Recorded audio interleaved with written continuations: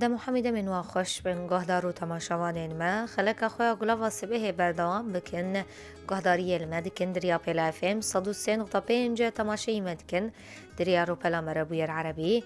em dest bi beşê xwe yê hev peyvînî bikin mêvana me jî Jîla Letîf berpirsê karê huneriyê duwazemîn Festîvala Filmên Kurdî ya Cîhanî ku li Londonê li dar dikeve derbarê mehrecanê derbarê vê festîvalê de em ê lêgel wê biaxivin niha jî lêgel min e roj baş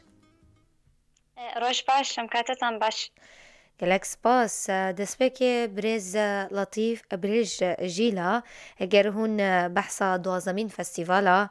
Filmên Kurdî ya Cîhanî li Londonê bikin ji xwe hatiye destpêkirin ji 16 vê mehê ve eger wisa hatiye li darxistin çawa derbas dibe her wiha kengî dê bi dawî bibe û ji kîjan salê ve ev festîval dê li darxistin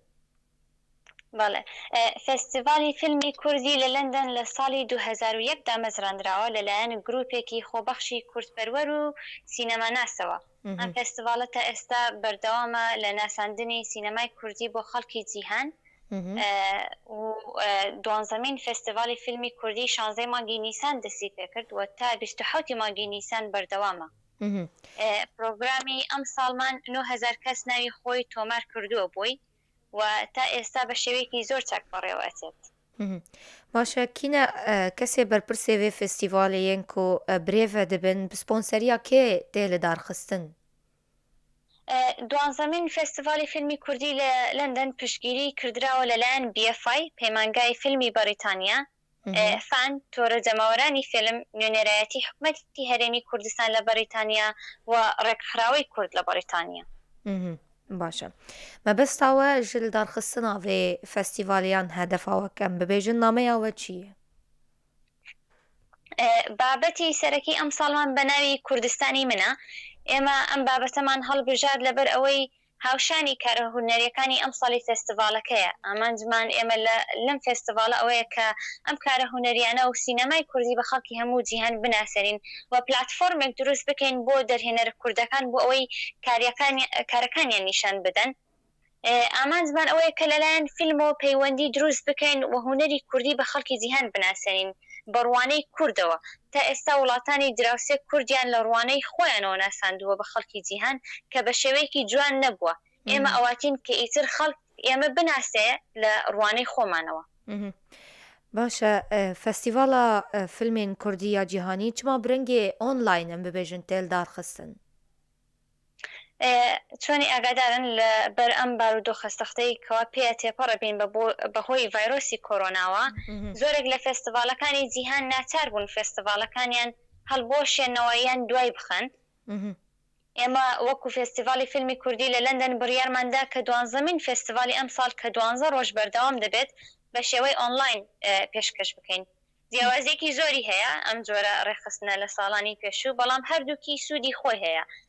ساڵانی پێشوو خەڵک لە هەموو شارەکانی بەریتانیا ئەهات بۆ لەندەن بۆ ئەوەی بەشدار بێت ئەم فستیڤالە ئەبوو بەهۆیەک بۆ ئەوەی دەرهێنەرەکان ببینرێن ڕوبەڕوو و گفتوگۆ بکردرێن لەسەر داهاتووی سینەمای کوردی جەوێکی زۆر خۆش و تایبەتی هەبوو بەڵام چۆنی ئاگادارن ئێمە یانزەمین فستیڤالی فیلمی کوردیمان هەم بە شێوەی ئۆنلاین بەڕێوە برد زیاتر لە 100,000 بینەرمان هەبوو لە سەرتاسەری جیهان لەبەر ئەم هۆکارە ئێمە کردمان بە ئامانجێک بۆ ئەوەی پرتوکەخانەیەک بۆ فیلمی کوردی دروست بکەین بە مەبەستی ئەوەی بیکەین بە هەنگاوێک بۆ ناساندنی سینەمای کوردی لە جیهاندایە. باشە جوداهی جیاوازیاوێ بیان اختیلافا vê mehrecanê vê festîvalê ji festîvalên din çi em bibêjin؟ جیاوازی ئەوەیە کەوا ئێمە یەکەمین فستیڤالین کەوا بە شێوەیەکی ئۆنلاین بەڕێوە فستیڤالەکەمان بەڕێوە بخەین و ئەم ساڵ 118 فیلم پێشکەش ئەەکەین کەوا شتێکە کەوا پێشووتر فستیڤالەکانی پێشوو نەیانتوانیوە بیکەن. برێز ژیلاوە وەکی وەدایە دیارکردن و wê bi awayekî hevbeş muşterek li gel festîvalên din li gel festîvalên din birêve biçe çima ev yek em bêjin؟ ئەم ساڵ 20مین ساڵیادی دامەزراندنی فستیڤالی فیلمی کوردیە لە لەندەن و بۆ پیرۆزکردنی ئەم یادەش بڕیارماندا کە لەگەڵ دە فستیڤالی فیلمی کوردی بەناوبانگی جیهان بە هاوبەشی ئەم فستیڤالە پێک بهێنین. باشە فیلمên پەشدار çendin bi giştî ji kîjan bajarê Kurdistanê peşdarî heye ji Rojavayê Kurdistanê gelo peşdar bûne? بەڵێ ئەم ساڵ 118 فیلم بەشدارن کە 48یان فیلمی کلاسیکن و 68یان فیلمی نوێن ئەم فیلمانە پێکدەن لە کورتە فیلم و فیلمی درێژ و ئەنیمێشن و دۆکەمەنتاری بەڵێ ئەم ساڵ فیلم بەشدار بوونێ لە ڕۆژاواوە یەکێک لەوانە فیلمی دۆکەمەنتاریە بە ناوی Love in the Face of Genocide کە لەلایەن شێرۆهندی دەرهێنراوە کە باز لە گرنگی دەنگبێژی ئەکات لە تۆمارکردنی جۆنۆساید و تەنها کارەسات کە بەسەر یەزیدیەکانەوە هاتوونە. باشە فیلمên Kurdî bi giştî çi qasin em bibêjin yên biyanî çendin asta wan filman çawa ye? ئەم ساڵ زۆرینەی فیلمەکان کە بەشدارن لەلایەن کوردەوەن و چەندانەیەک لەلایەن خەڵکی بیانون بەڵام هەموو فیلمەکانی کە بەشدارن یان لەلایەن کوردۆ دروستکراون یان بابەتەکانیان سەبارەت بە کووردە. مەکەنیزمەیە یان ئالیەتە عەردە نیشاندنا van filman çawa ye? هەموو فیلمەکان ئەتوانن بە خۆڕایی تەماشایان بکەن و لە وێبسایتی گلۆبال کادش فیلم فستیڤال و هەروەها زانیاریمان بڵاو کردوتەوە لەسەر پیجەکانی فستیڤالەکەمان بە زمانی سۆرانی کرماندی و ئینگلیزی سەبارەت بۆی چۆن ئەتوانن فیلمەکان ببینن ئەتوانن پیجەکانمان بدۆزنەوە لەسەر سوۆشیال میدیا بە ناوی لندن کادش فیلم فستیڤال. هونکاربن بەحسا ناڤەرۆکاوان فیلمên پەشدار تایبەتیên کوردی mijarên wê مەوضوعên wê مەضمونên wan filman çi ne؟ فیلمەکانی ئەم ساڵ زۆر وێژیان لە خۆ گرتوتەوە کە بریتە لە فیلمی مێژوویی دۆکیمنتاری بەرخۆدان بەردەوامە ژن لە فیلمدا منداڵ لە فیلمدا و فیلمی ترس. برێز جیلا ev duwazdemîn festîval ku hildar dixin di nerîna we de asta sînemaya Kurdî gihaye çi astê hûn çawa dinirxînin؟ سینەمای کوردی سینەمایەکی زیندووە لە 20 ساڵی ڕابردوو سینەمای کوردی گەشەیەکی زۆری کردووە ئێمە ئەبێدان بۆش بهێنین کە ئەم دەرهێنەرە کوردانە بە چ زەحمەتیە کە ئەڕۆن تا فیلمەکانیان دروست بکەن و چۆن هیچ پاڵپشتێکی مادی ناکرن بۆ ئەوەی شیکەوە ئەیکەن هەیە بە ڕەنجی خۆیانە بۆیە زۆر کەس ئەلێن کەوا سینەمای کوردی نییە بۆ ئەو کەسانە ناتوانانی ڕخنیان لێ بگریتن یعنی چونکە پلتفۆرمێک نییە نمایشی فیلمی کوردی بکاتن ئێمە ڕۆژانە ئەبینن کە کەناڵە کوردیەکان فیلمی وڵاتانی دراوسێ و بیانی پێشکەشەکەن بەڵام هیچ هەوڵێک نییە بۆ گەشە و پەروەدان بۆ فیلمی کوردی سینەمای کوردی پلە و ڕەنگی خۆی هەیە و فێستیڤالی فیلمی کوردی لە لەندەن لە هۆی ئەوەدا سینەمای کوردی بە کورد و هەموو جیهان بناسێنێ.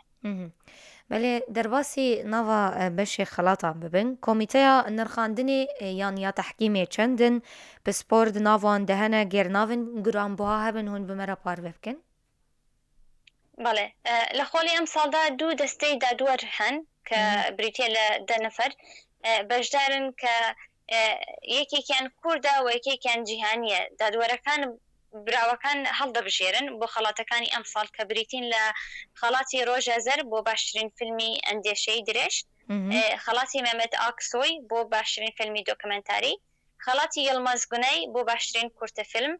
خەڵاتی تایبەتی LKFF بۆ فیلم خەڵاتی باشترین کورتە فیلمی دۆکمنتاری خەڵاتی باشترین نمایشکەر بۆ ژنان خەڵاتی باشترین نمایشکەر بۆ پیاوان لەگەڵ ئەم خەڵاتانە ئێمە خەڵاتێکی ترمان دەستنیشان کردووە بۆ بینەرەکانمان کە بتوانن دەنگی خۆیان بدەن بە باشترین فیلمی سینەمای کوردی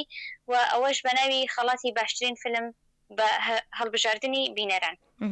ئەو خەلات چنە هەگەرەون ژمەر دیار بکەین باوەڕنامەن یان چاوایە؟ بۆ بۆرە فام نەکرد. خەڵاتێن وایە چنە ببێژن دران یان چاوان؟ خەڵاتەکانی ئێمە 8 خەڵاتن ئەم ساڵ و خەڵاتەکان هەمویان جیاوازن هەم بۆ دۆکەمەنتارین هەم بۆ فیلمی درێژن. باشە گەلێک سپاس دداوێدا هەون دخوازن چ ببێژن برێژیلا؟ زۆر سپاس بۆ ئێوە هیوادارم ئەو کەسانەی کە ئێستا گوێمان لێ ڕائەگرن بڕۆن لەسەر سوۆشیال میدیا فێستیڤالەکەمان بدۆزنەوە ئەمە فۆرسەیەکە کەوا ئەو فیلمە کوردیانەی کەوا تاکو ئێستا نەمان بینیوە تەماشایان بکەین و ڕێزی خۆمان بنوێنین بۆ سینەمای کوردی بۆ ئەو هەموو هیلاکی کەوا دەرهێنەرەکان پێیە ئەچن و لە نفسی کاتە هیوادارین خەڵک ڕێی خۆی لەگەڵمانە بەشدار بێتن بە ڕێی خۆیان و پێمان بڵێن فستیڤالەکە چۆن بۆ لەلایەن پرۆگرامی ئەم ساڵ و ئەگەر هیچ رەخنەیەکیان هەیە بۆی ئێمە بتوانین شێوازی فستیڤالەکەمان باشتر بکەین بۆ ساڵانی داهاتوو. گەلەک سپاس برێژیلا لەتیف بەرپرسی کاری هونەری لە فستیڤالا فیلمên Kurdiya duwazemên ya cîhanî ku li Londonê li dar dikeve bimînit xêr û xweşiyê de guhdar û temaşevanên me xeleka xwe piştîvêna berê li gel we berdewam dikin.